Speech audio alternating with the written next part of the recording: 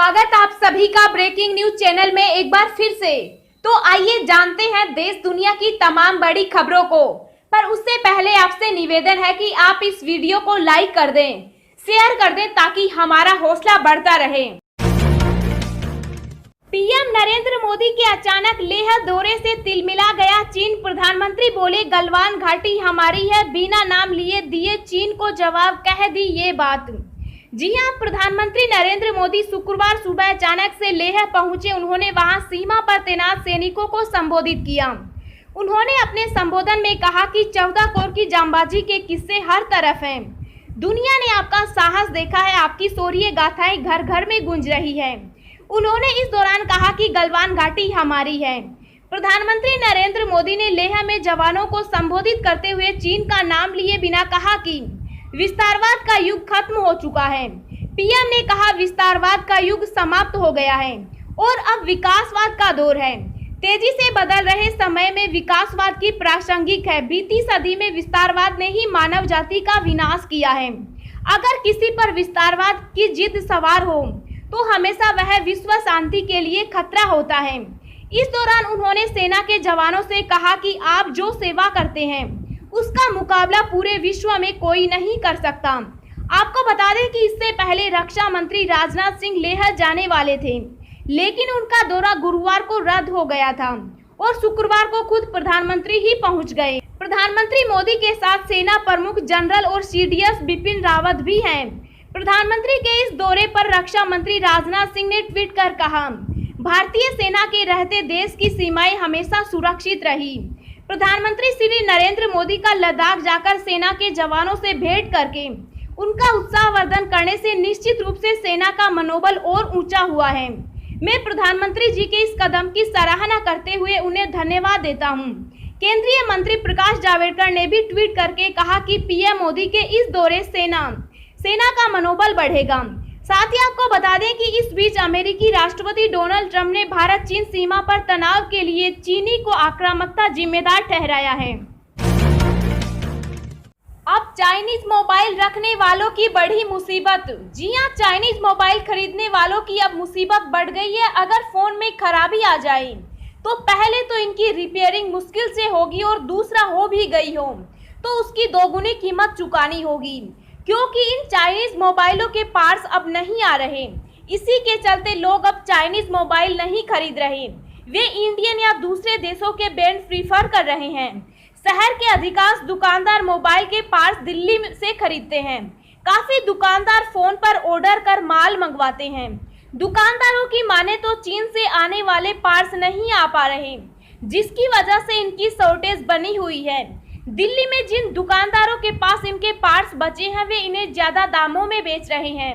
Memory card पर 100 रुपए, battery पर 50 से 150 रुपए, स्पीकर पर 100 से 200 रुपए करीब बढ़ गए हैं। दुकानदारों ने बताया कि प्रिपेयरिंग का सामना 2 से 3 गुना महंगा हो गया है।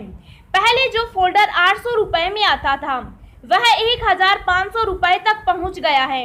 इसी तरह चार्जिंग पत्ते के दाम 100 रुपए से बढ़कर 250 तक हो गए हैं, जो होलसेल में माल सप्लाई कर रहे हैं। उन्होंने डिमांड बढ़ने पर दाम बढ़ा दिए हैं। मोबाइल के काफी पार्ट्स ऐसे हैं जो आसानी से नहीं मिल पा रहे। मोबाइल खरीदने वाले ग्राहक इंडियन ब्रांड व चाइना को छोड़कर दूसरे देशों के मोबाइल खरीदना पसंद कर रहे हैं। मोबाइल दुकानदारों की माने तो चाइनीज मोबाइल की मांग करीब 40 से 50% कम हो गई है। जिन दुकानों पर चाइनीज मोबाइल है वो बेचने का प्रयास कर रहे हैं। रेल की पटरियों पर दौड़ा 2.8 किलोमीटर लंबा शेषनाग, रेलवे ने रचा इतिहास।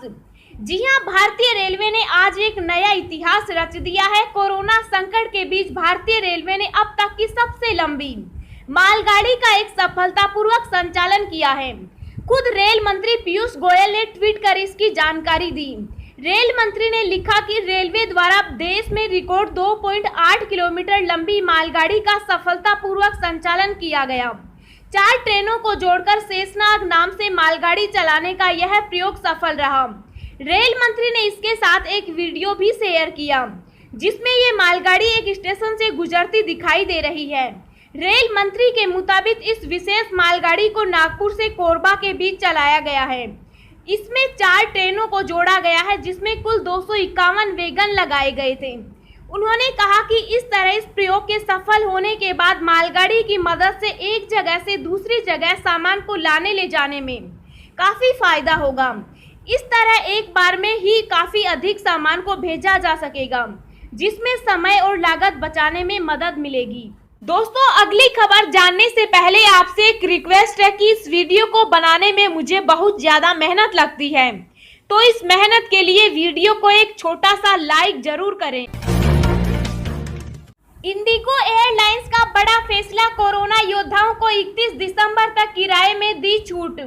जी हां, कोरोना काल में यात्रियों के संकट से जूझने के बावजूद इंडिगो एयरलाइंस ने कोरोना योद्धाओं के लिए एक बड़ा फैसला लिया है। इसके तहत कंपनी ने कोरोना योद्धाओं को इस साल के अंत तक हवाई यात्रा के किराए में छूट देने का ऐलान किया है। इसमें कंपनी की ओर से डॉक्टर और नर्सों को उनकी टिकट के किराए राशि में 25% की रियायत देने की बात कही है। एयरलाइंस ने यह फैसला कोरोना वायरस के खिलाफ जंग लड़ रहे डॉक्टर और नर्स के सम्मान में लिया है। 31 दिसंबर तक मिलेगी छूट। एयरलाइंस ने एक ट्वीट के माध्यम से बताया कि इसके लिए उसने टफ कुकी नाम से अभियान की शुरुआत की है। इसके तहत 31 दिसंबर 2020 तक यात्रा के लिए टिकट बुक कराने वाले डॉक्टर और नर्स को किराए में 25% तक की रियायत दी जाएगी। एयरलाइंस की रिलीज के मुताबिक डॉक्टर और नर्स इंडिगो की वेबसाइट से बुकिंग करने पर इस छूट का लाभ ले सकेंगे। कंपनी के मुताबिक डॉक्टर और नर्स को अपनी यात्रा के दौरान चेक इन के समय मान्य अस्पताल का पहचान पत्र दिखाना आवश्यक होगा। देश में कोरोना संक्रमित मरीजों का आंकड़ा 6,48,356 तक पहुंचा। अब तक 18,663 की मौत। जी हां, देश और दुनिया में कोरोना के केस लगातार बढ़ते ही जा रहे हैं। ताजा आंकड़ों के मुताबिक देश में अब तक 6,48,356 संक्रमण के मामले सामने आ चुके हैं और एक्टिव केस 2,35,838 हैं, जिसमें से अभी तक 18,663 लोग अपनी जान गंवा चुके। वहीं इसके बीच अच्छी खबर ये भी है कि अब तक 3,94,736 संक्रमित मरीज ठीक भी हो चुके। दुनिया भर में कोरोना वायरस की वजह से कुल 5,27,511 लोगों की जान जा चुकी है, जबकि वायरस से संक्रमित लोगों की संख्या 1,10,86,766 हो गई है। इनमें एक्टिव केस 43,78,415 है और खुशी की बात यह है कि अब तक 62,18,641 लोग ठीक हो गए हैं। खुशखबरी, 20.41 लाख किसानों के खाते में हर साल आएंगे 36,000 रुपए। जानिए कैसे कर सकते हैं अप्लाई। जी हां, मोदी सरकार देश के 20,41,000 किसानों को सालाना 36,000 रुपए पेंशन देगी। देश की पहली किसान पेंशन स्कीम यानी पीएम किसान मानधन योजना में इतने अन्नदाताओं ने अपना रजिस्ट्रेशन करवा लिया है। इसमें 6,38,000 से अधिक महिलाएं भी शामिल हैं। यह योजना उन किसानों के लिए बहुत काम की है जो सिर्फ खेती किसानी के भरोसे हैं, खासतौर से गरीब किसानों के लिए जिनके पास आजीविका का कोई और साधन नहीं है। इस योजना में हरियाणा के 4.25 लाख किसानों ने रजिस्ट्रेशन करवाया है। दूसरे नंबर पर बिहार है, जहां के 3 लाख अन्नदाता अपना बुढ़ापा सुरक्षित करना चाहते हैं।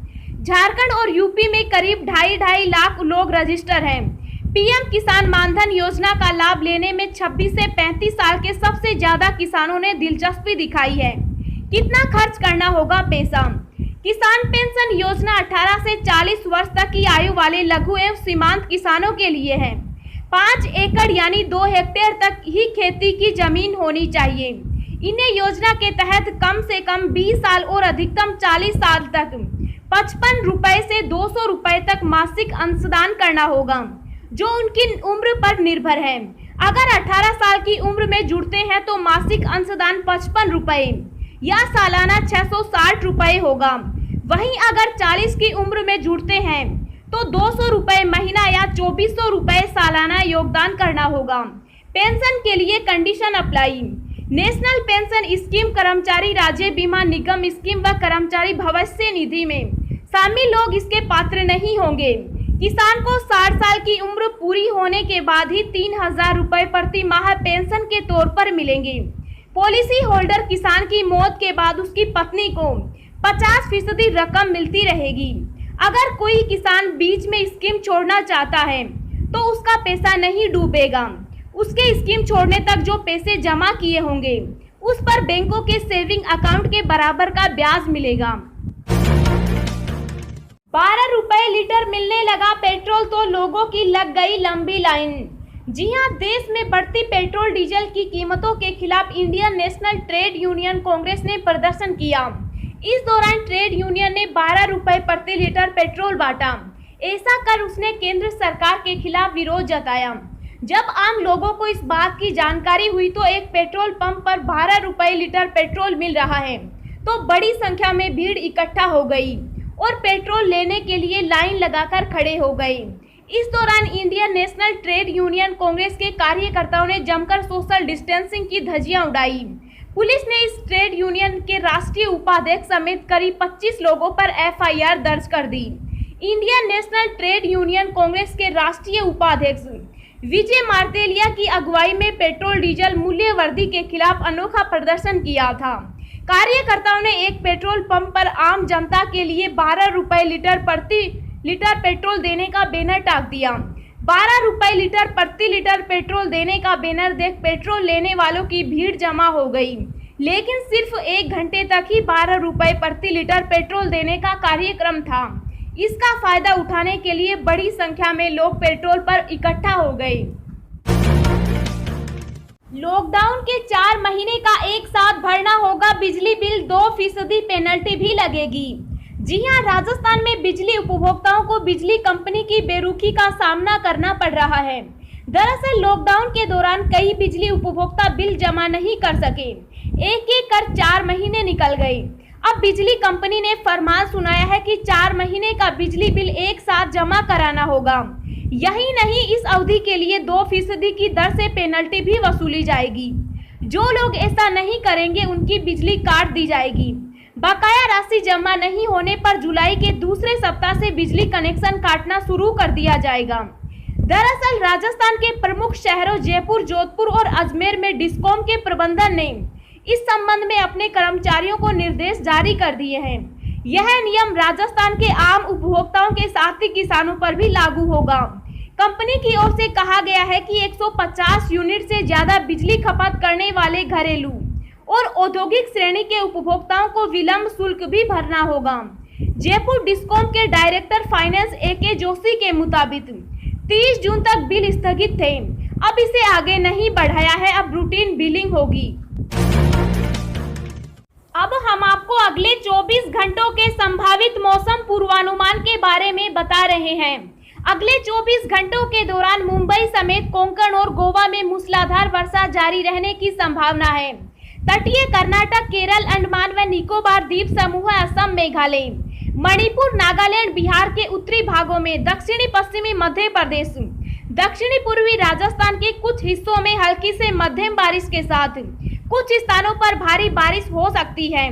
उत्तरी तटीय आंध्र प्रदेश, दक्षिणी ओडिशा, तेलंगाना, छत्तीसगढ़, उप हिमालय, पश्चिम बंगाल और सिक्किम में भी अधिकांश स्थानों पर हल्की से मध्यम बारिश के साथ 1-2 स्थानों पर भारी बारिश संभव है।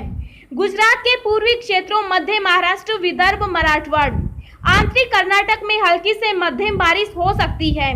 तमिलनाडु, उत्तर प्रदेश के पूर्वी और मध्य भागों और उत्तराखंड के कुछ हिस्सों में 1-2 स्थानों पर हल्की बारिश के आसार हैं।